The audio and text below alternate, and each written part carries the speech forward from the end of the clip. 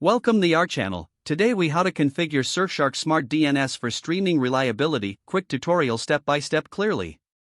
Begin by ensuring you have your Surfshark account credentials ready. Log into your Surfshark account on their official website. Navigate to the Smart DNS section in your account dashboard. Take note of the DNS addresses provided by Surfshark. Next, go to the device or smart TV where you want to set up Smart DNS. Access the network settings of your device. Choose the option to manually configure your network settings. Locate the DNS settings area. Enter the primary DNS address you noted from Surfshark. If required, also enter the secondary DNS address. Save your settings and restart your device. Once restarted, test your internet connection to ensure it's working properly. Now, go to a streaming service of your choice to verify access. If everything is configured correctly, you should be able to enjoy uninterrupted streaming. If you encounter any issues, recheck the DNS settings you entered.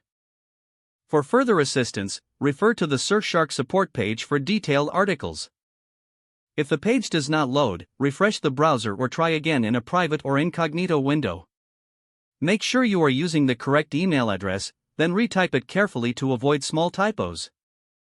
If your password is not accepted, use the reset option and create a new strong password. You can check your spam folder for verification or security emails, then complete any requested confirmation steps.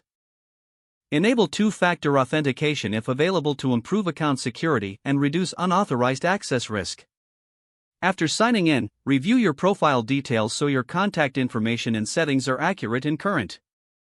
If you see an error message, note it down and try again after restarting your device and internet connection. Log out when you finish, especially on shared devices, to keep your account and payment information secure. If the page does not load, refresh the browser or try again in a private or incognito window. Make sure you are using the correct email address, then retype it carefully to avoid small typos. If your password is not accepted, use the reset option and create a new strong password you can remember.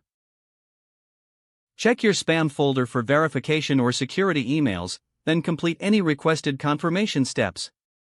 Don't forget to like this video and subscribe to our channel for more step-by-step tech guides.